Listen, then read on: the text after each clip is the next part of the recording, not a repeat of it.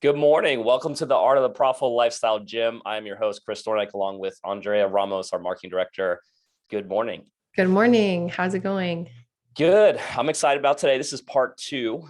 If you guys have been following along each week, today we're talking about long-term business health metrics to really give you a sense of a compass or a lighthouse to work towards, so you guys have the ability to make educated decisions.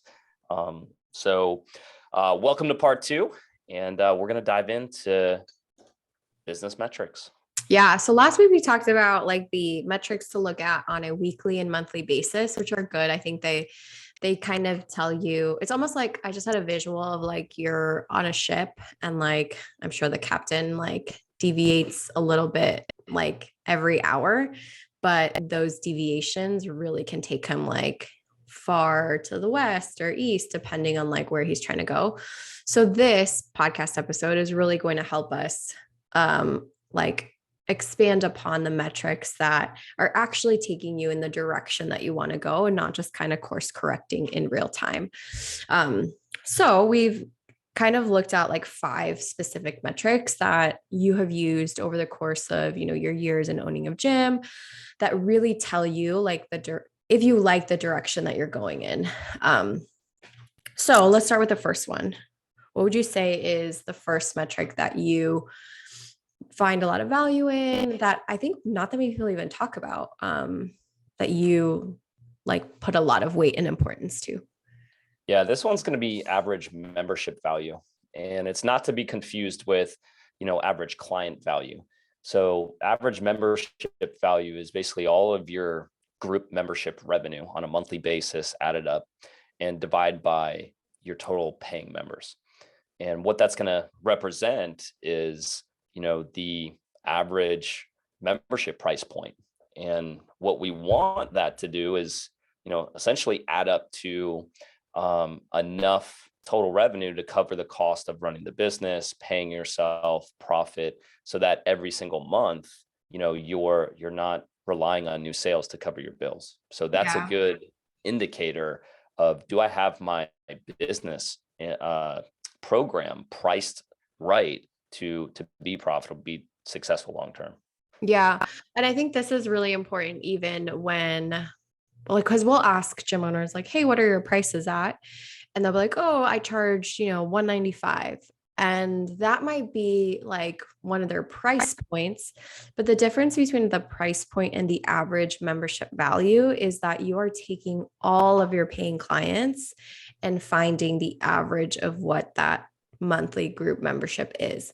So for example, if like 80% of your membership is paying $135 and 20% is paying $185, then your average membership value is going to be closer to that $135 price point than it is to that $185. Yeah. I'm like, I'm like wondering if I said you bring up a great point. I was gonna say that this can be confusing because a lot of people have, say, started additional programs like personal training or nutrition. And what we're talking about is you want to kind of treat those like separate businesses.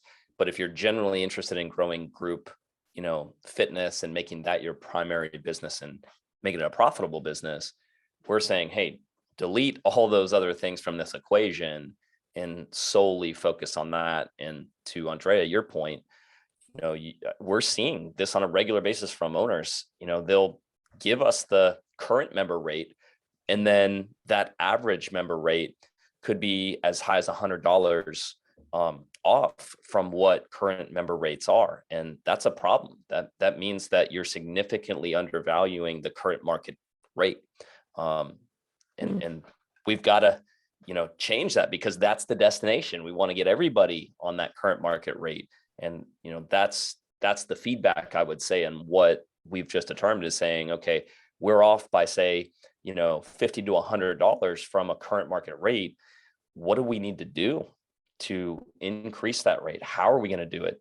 When are we going to do it? Those are the types of questions that you want to start asking yourself once you've understood that you're off course, to your analogy. Yeah. And so what would be the difference between your average membership value and your average client value? Like why why did you, because I think you might have like looked at that metric at one point and then decided, this doesn't really like tell me what I want to know. Like what made you like step away from really looking at that metric? Yeah, this was I'd say a doubling down or an absolute focus that, group fitness and adult group fitness for me was going to be my core program. And I wanted that program, all the energy, all the effort that I was putting into that to support the entire business.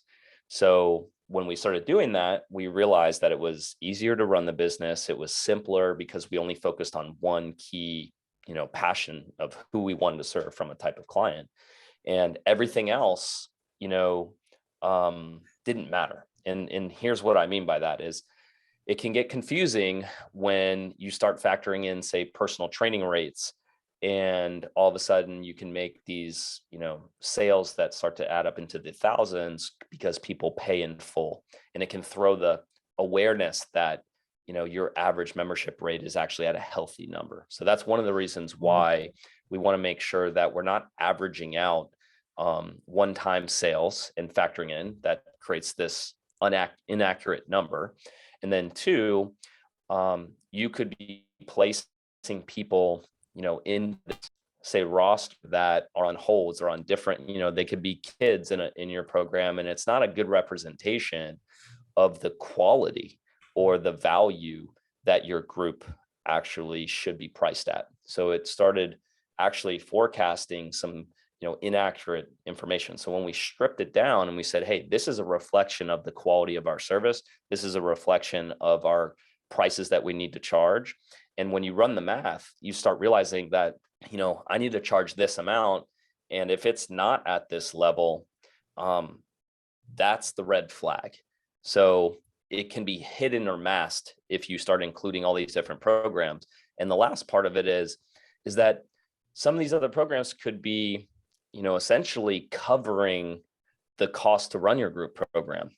So they're not actually profitable. They're not actually worth the effort, when you could say, if I didn't offer any of those things and I just increased my rates by $50, I wouldn't have to worry about all this other, staffing or logistics or stress of managing a more complex business.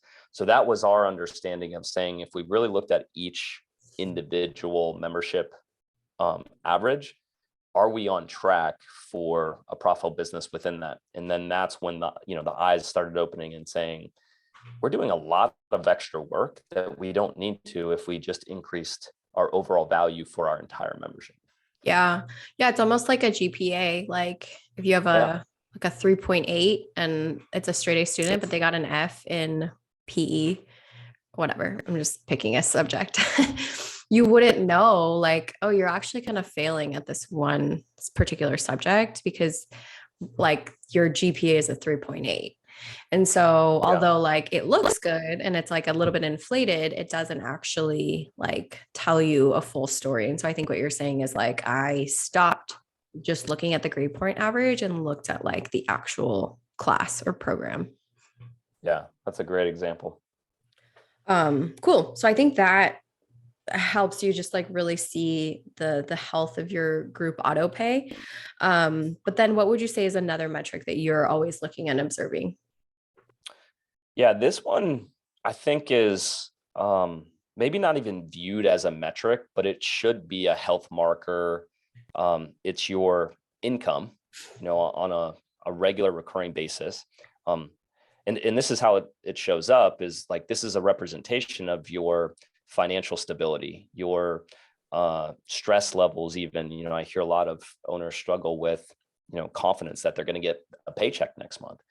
And looking at that number to say, here's where I'm at, here's where I want to grow this by the end of the year. And what would that look like, each month? So we want to understand what your owner's pay is and how do we influence that? And again, ask ourselves, what do we need to do and when to grow that? And then the other kind of subset of that is the role itself, meaning like, what are the hours you're working? And I just got off the prospect call the other day with Factory Forge client, and we were talking about they put 16 hours a week into their class coaching, and they don't feel like they have enough time to build the business, work on the business, refine the processes, because they're essentially feel cornered or stuck in the service and without the ability to really optimize and grow. Because let's face it, they're too much inside the deliveries of the service. So those things you need to monitor, because there, in my opinion, there is an optimal place to sit in that owner seat so that you have enough time to work on your business, to build it, to participate in it. Yeah. What is that optimal time? Like if you were to say like, your average gym owner is working 35 hours a week. How many hours is coaching? How many is admin? How many is working on the business? Yeah. For me, I think that uh, a really high quality lifestyle looks like 35 hours a week, 4-day work week. I mean, that could be divided up. Some people like to work every day, but maybe it's a little less. But I think that kind of ceiling of saying, can we get everything in 35 hours so that there's enough left over for my personal hobbies, my family, my friends? Like, I am very big on saying this is the key to happiness, and your business shouldn't consume your life or be your life. So I think that's hours. We need to fit everything into that.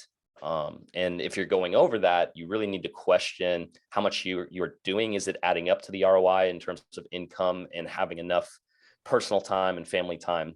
And if not, you're overloaded, you're overworking. And I would say that's one of the indicators of burnout and people not staying in this career. So that's an important part of it. As far as the income goes, I believe a professional salary really needs to be set at a $60,000 take home. So, in the US, we're looking at taxes. You're probably going to pay yourself somewhere around $6,000 a month that we would need to take care of personal budgeting and, feel financially comfortable and stable getting that. Yeah. And I think a lot of times like that becomes like almost an afterthought. Like a lot of gym owners don't put a lot of intentionality into like making sure that they're getting paid enough. Um, and I do think like to some degree when you're first starting out, like maybe you're going to need to allocate the funds to the business, right? It's growing, it needs a lot of resources. It's okay to reinvest and maybe not pay yourself, like a decent salary. But if you've been doing this for longer than like 3 years, actively growing your owner take home is like your job as the CEO. Like protecting your paycheck is protecting the business asset, which is you. Like you as the owner are the biggest asset that your business has. And if you're not protecting your paycheck and you're, using it to cover getting new equipment or using it to cover gym costs, although those things seem really important, and maybe you do have to do that like 1 month for whatever reason, like your perspective should be to grow and protect your paycheck. Because if you don't do that, then you as the business asset is not going to be able to function at a high level. And if you don't operate at a high level, your business isn't going to keep growing. So it's not a selfish thing to grow your paycheck. It's not a bad thing to pay yourself more money, because if it allows you to be in a place where you can creatively solve problems, create more value for your clients, give them more impact, and change lives in a deeper, richer, and more meaningful way, it actually is very advantageous for you to grow that paycheck and pay yourself a professional income. So yeah, if you've ever felt like guilty or like bad or like shameful that you like want to grow your money, like grow the amount of money you're making, it's not a bad thing. It's actually a really good thing because it allows you to be in a space where you can create more impact and value for your people. We so need to have that discussion at a later podcast about the guilty feeling of, like, it's time to change that as an industry and as a profession, because honestly, like that is something that should not be there. The amount of work that we're doing to change lives, like you're saying, this is earned, this is deserved, in my opinion. And that's why I'm saying, if you're not looking at not just paying yourself physically, but also the reason I think this is such a important piece of the overall health of the business is that it actually impacts the pricing.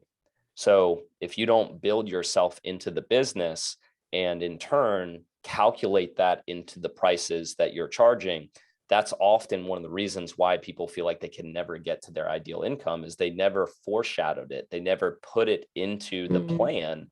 And if you don't do that, you're constantly feeling like, I just have to get more volume and then one day I'll get to this dream salary.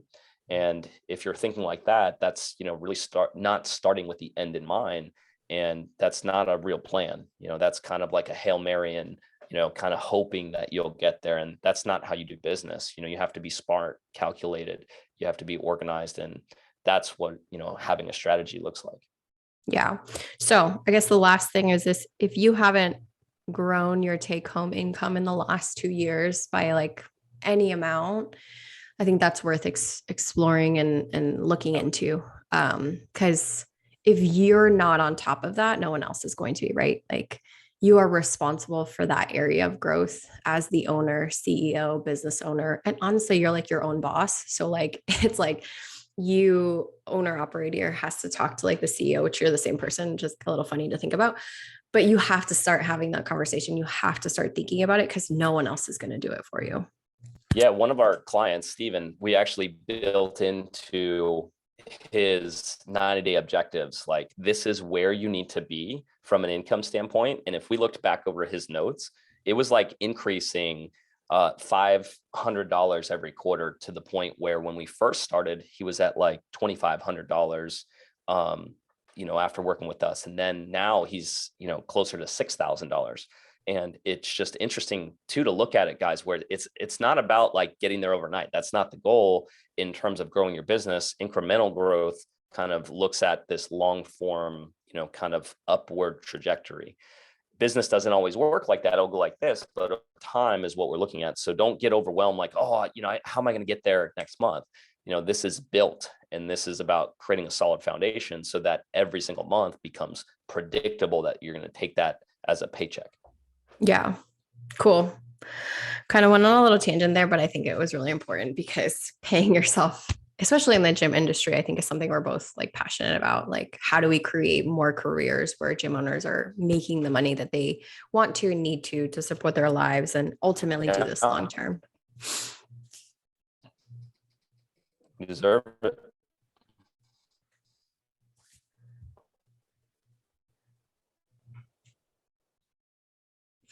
So what would be like the third metric that you looked at? This one was pretty new to me. Like, I never have heard you talk about it. So I think this is going to be really interesting for people to hear. Yeah, I would say projected draft. This implies that you have an understanding of what your bills due are from memberships. And this is helpful to say, hey, I understand that I have certain amount of members on a recurring membership. All those bills add up to this amount. And then I have potentially a group of renewals in that pipeline that I'm confident most will renew. And when you understand that number, it gives you a sense of confidence that is that number at a level that can cover all the bills in the business, all your payroll, your taxes, your profit. And ultimately, that's, I would say, the holy grail of business success in the gym industry is, can my auto pay cover all of that, including your profit? And what that does is give you certainty that your upcoming month, even if you enrolled no one, all your bills are covered, all your paychecks are cashed, and you've got a cushion of profit coming in. So that's, in my mind, you got to follow the money. And that's a certainty. It has nothing to do with your pipeline of leads and appointments and sales. This is what you know to be true of service that you're going to provide in exchange for money. I'm not saying it's guaranteed. What I'm saying is it's highly predictable. And that's where a lot of this end game, you're trying to build as big of a membership base, if you would, so that you can look ahead and say, I'm certain that this amount of money is coming in. And that's really a financial security, stability, and confidence in your business.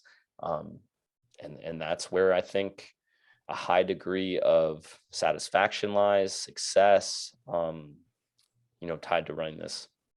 Yeah. I had a question just pop in my head. It seems like you had the most success with your projected draft covering everything, your operating expenses, your taxes, your payroll, your paycheck, and also leaving some profit left over um, when you started charging profitable rates. Did it Yeah. ever happen when you weren't? No, not for, and when it did, it wasn't very long in terms of, how far out that would go. I'd like to look at it from a standpoint of, can that number stabilize over an entire quarter or 6 months and really build that thing up. But my point in sharing the no is like when you run your business with higher volume or more programs, your turnover increases, your renewal rates can be more challenging to earn because there's more volume of people. So that means that every new month that you're starting, you're often starting at a deficit, meaning I have to make up the cost of running the business and how much renewal revenue or membership revenue I have, and I have to cover that gap, and that gap's made up by new sales. And that's a very stressful place to live in your business, knowing that you're looking at the month ahead and you have to sign up 10 people, and on average you've only been signing up 3. That's scary. That means you're going to lose money, and that means that you're going to be making decisions based on a survival mindset, based on a scarcity mindset and fear. And that's often what happens when you're running all these different things, trying to juggle them, and at the same time that average membership value that we talked about isn't set correctly, and you end up working with people at a rate that is less than you deserve, less than the operating costs of running that group program. Yeah. Yeah, I think I'm like had this thought of like you deserve more, like as a gym owner. I think a lot of times like there's like this, like you kind of, there's a resolve of like, oh, it just is what it is, like me not paying myself, me not having, like I have to do this, like it has to be stressful, like I have to serve people, it's not about the money, it's about like the impact that I create. But the reality is like you deserve more. You deserve to be able to pay yourself. You deserve to live in an environment, or you just even have the headspace where you're not stressed about money. And you might be like, oh, but I'm not stressed about money. But it's like, okay, but you're also not paying yourself. So you're almost like avoiding it. So yeah, maybe you're not stressed, but you're not paying attention to it. And the reason why, like, we really talk about charging a profitable rate is it because it gives you the opportunity to go into the month with a draft of like, yes, everything is covered. Like, I'm not going to need to sell X amount in packages of PT. I'm not going to need to like make an extra $10,000. Like, I can run my business really well. And I can deliver the group program that I like want to deliver, and it all is taken care of, and I'm being paid.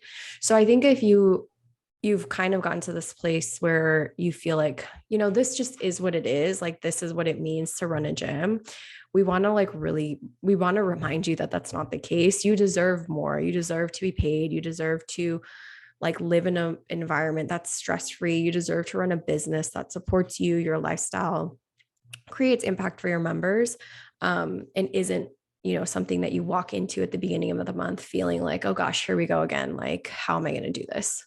Yeah, I think something popped in my head too, and this is maybe a mindset shift for a lot of you listening, where what we're saying when we say more, I honestly think what we're actually saying is you need to be able to charge enough to run your business, pay yourself, and be profitable.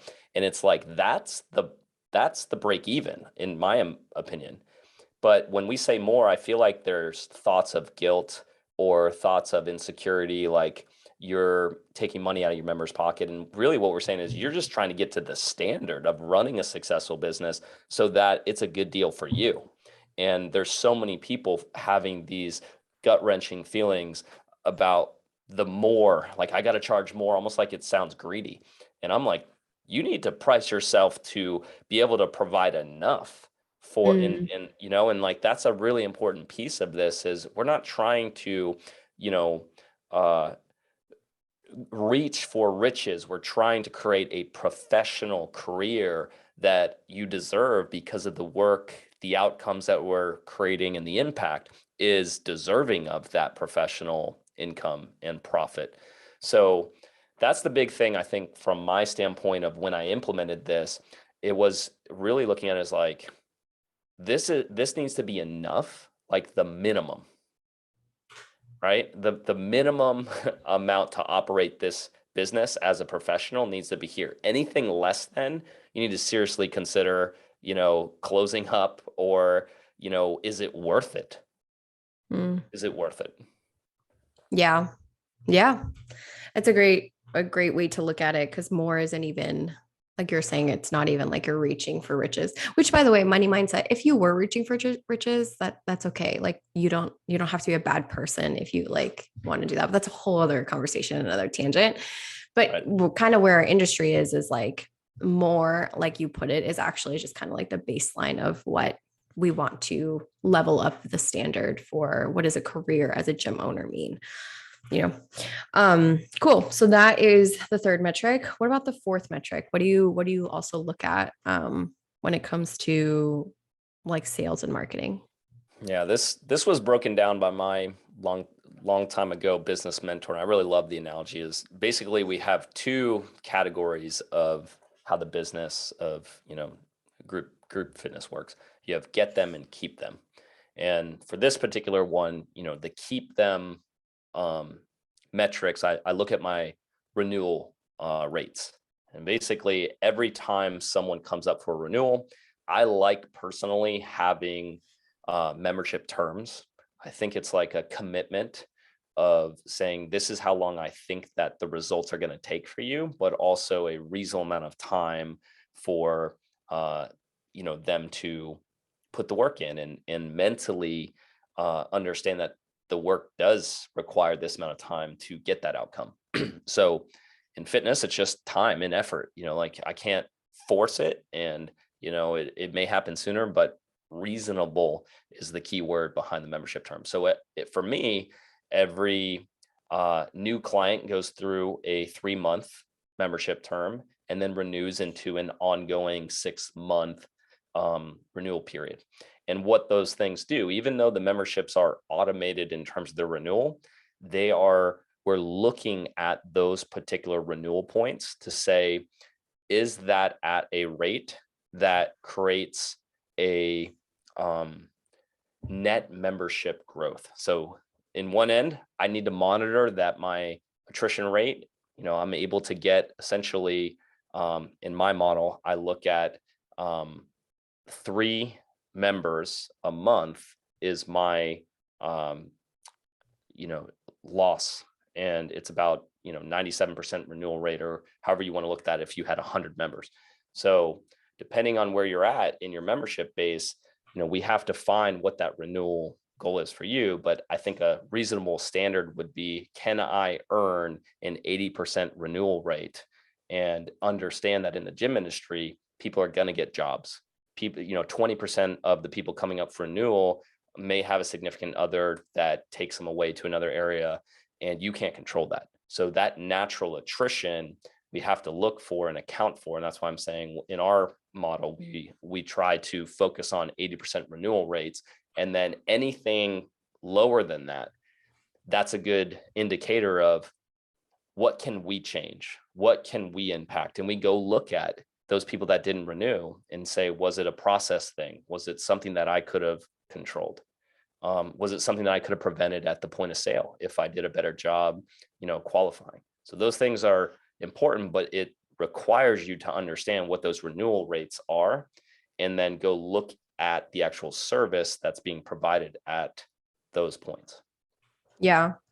What do you recommend as like the metrics to hit for renewal rates? Like I think you mentioned Yeah, your 80% okay. is what I would look at. So say for instance, you have 10 people coming up for renewal, I would want 8 of those people to renew.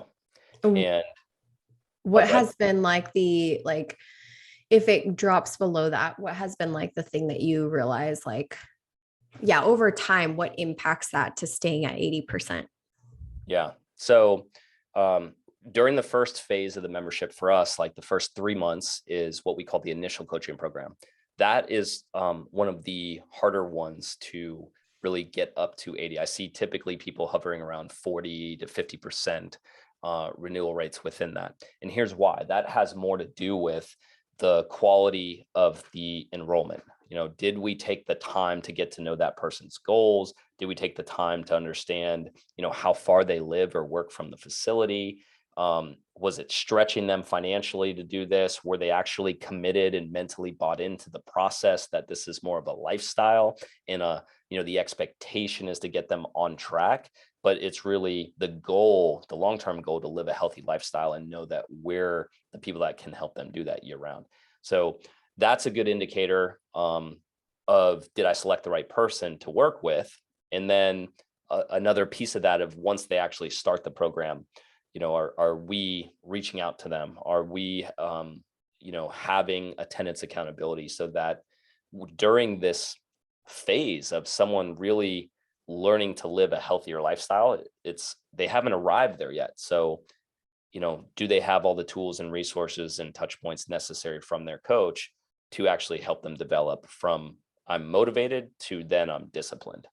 And so that's I think the first thing to take a look at initially. Then, after 90 days, I would say that's the time period where someone is living a healthier lifestyle. They have it, you can call it a routine. And that starts to look more like discipline. Maybe you're not, worried of, am I going to make it to, work out 3 times a week, because they've already ingrained that in their schedule and they've already made that like a part of who they are. And they've gotten some kind of outcome or result to prove to them that this is working and this is who I want to be. So now that becomes another challenge of how do I keep that person inspired? How do I keep that person striving for something more so that they look at this as, a discipline also means in my mind that there's a growth factor. I'm wanting to learn, I wanting to build, because studies have shown that if you don't have a goal, you're more likely to fall off track. You're more likely to get complacent or comfortable. And then those are signs of fallout. So those are kind of the separation of really the psychology of training people. And your program needs to consider that, because that's a trend for anyone in fitness. Is the first 90 days, can I get someone on track? And then how do I keep them motivated and disciplined and, on some type of goal year round? Yeah. Yeah. And so going into the last metric, what would you say is the last thing? So we've kind of covered the average membership value, the owner's pay and hours work, the draft and projected draft, your renewal rates. What is the last thing that you look at metric wise to see if you're going in the right direction? These would really be the conversion rates. So how am I performing on the get them side of the equation, right? First, you have to get them before you can keep them. And then what does that look like from your performance? Like, you need some kind of feedback in terms of how you're doing. So one of the first things that we'll look at is what is the conversion rate within the enrollment appointment? Of how many people that you had an opportunity to speak with about your program that were genuinely interested, how many actually move forward? And if that is not in the 90 percentile, there's something going on with the conversation leading up before that. It probably means that you didn't build a relationship with this person. You didn't clarify or articulate the outcome, the process, the expectations that you're looking for from them. And that's why this rate would drop below that. So that's a really important piece. Is in our model, we don't look to meet with everyone. So that could really be thrown for some of you out there. If you try to book as many appointments as possible, yeah, you could find that you're like, hey, I'm never going to reach that. But in our model, we do something called qualifying, which is the next stat we look at in terms of the people that we talk with from a lead standpoint, we looked at booked and attended appointments. So I'm saying, okay, well, if I did a really good job qualifying, they're going to show up. So I want to understand how many people booked and attended. And that, to us, that conversion rate represents the quality of the conversation, the how well did we articulate it, how well did we build the relationship? Because when we do that well, again, that metric is in the 90 percentile range of yes, I'm interested, and yes, I showed up. So again, the better you get at building a relationship at the point of contact, the more you're going to realize that you don't need a whole lot of appointments each week to hit your sales numbers.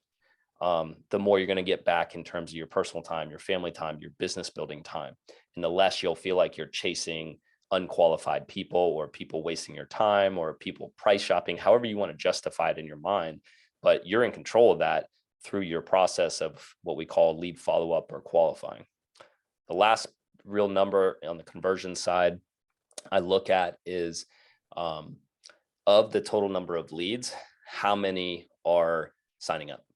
And that's a measure of your entire sales process.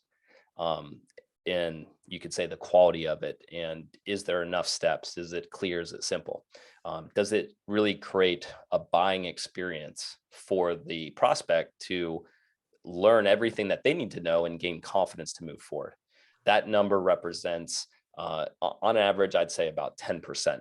So if, for instance, you had 70 leads in a month, I would look for 7 signups.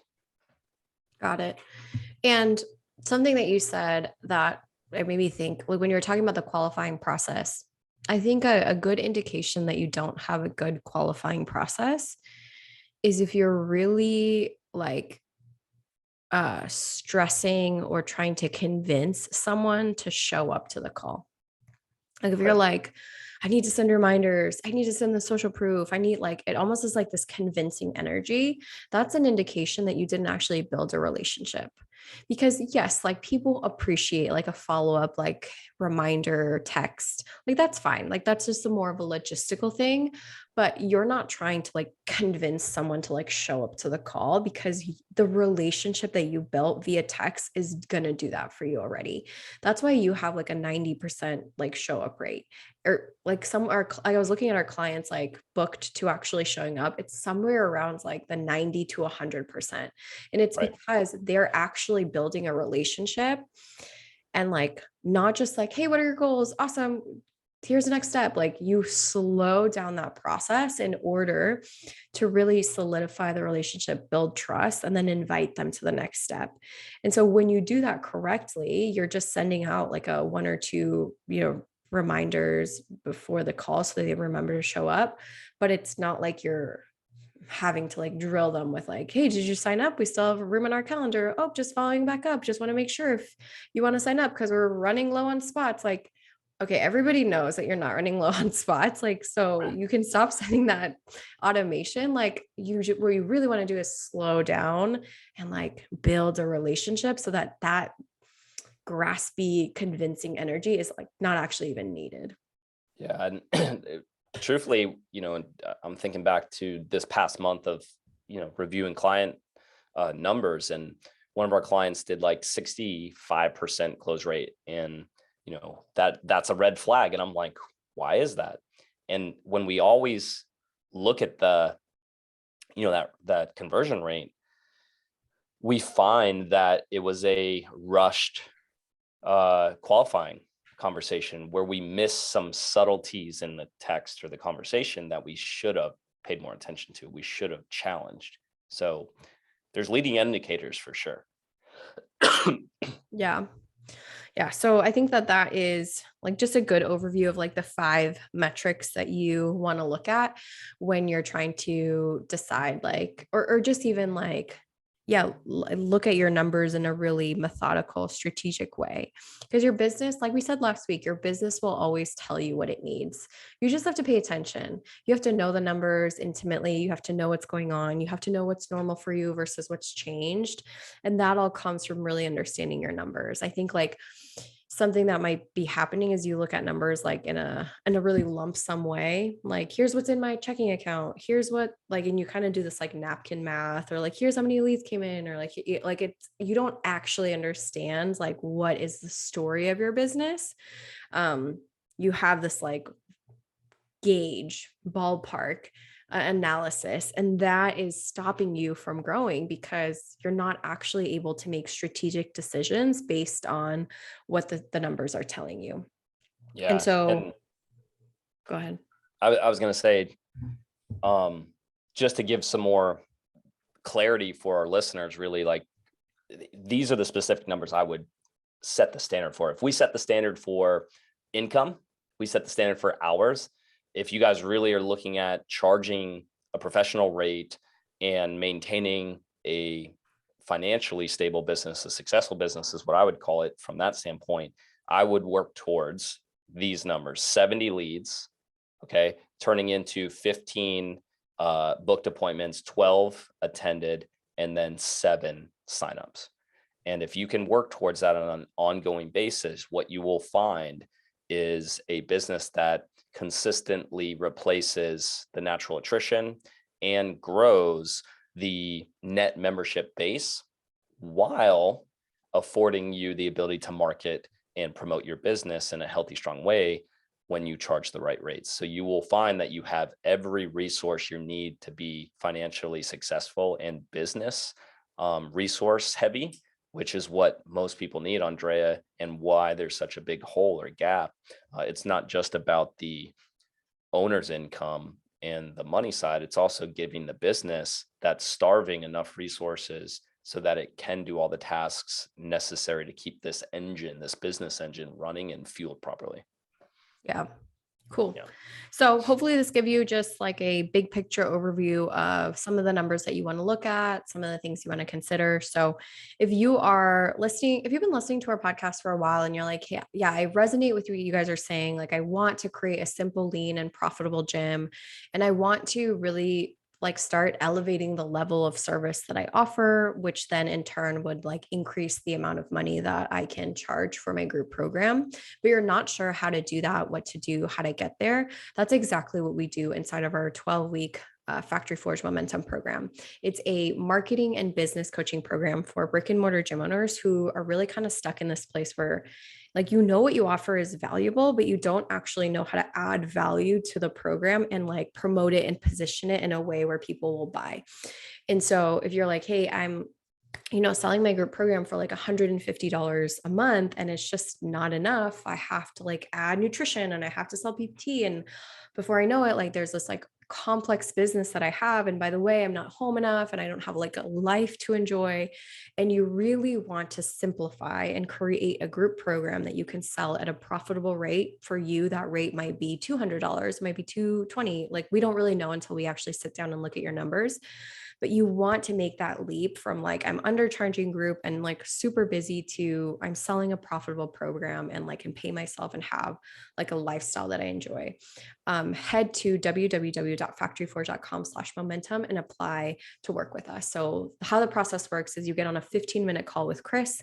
He really just learns where you are in your business, like asks you where your numbers are, and sees if this is something that you want to do, right? Like, we are not for everybody. Some people really want to have a big gym with 400 members and a lot of programs and 24/7 service. Like, if that is your dream and that's what you want, like, that's not what we help you do. But if you're the type of gym owner who's like, I just want simple, profitable, lean, creates impact, like supports my lifestyle. Like, I want to be able to like, make the money that I want, but I don't want to have this massive gym to operate, then that is who we serve. So yeah, he'll learn to see like what direction you're going in. If you're a good fit, you are invited to then like actually apply to the program. So if you're I've been listening for a while and you're really wondering like how this process works and how to move forward, the next step is that 15-minute call. So head over to Factory Forge Momentum, factoryforge.com/momentum, and then book a call.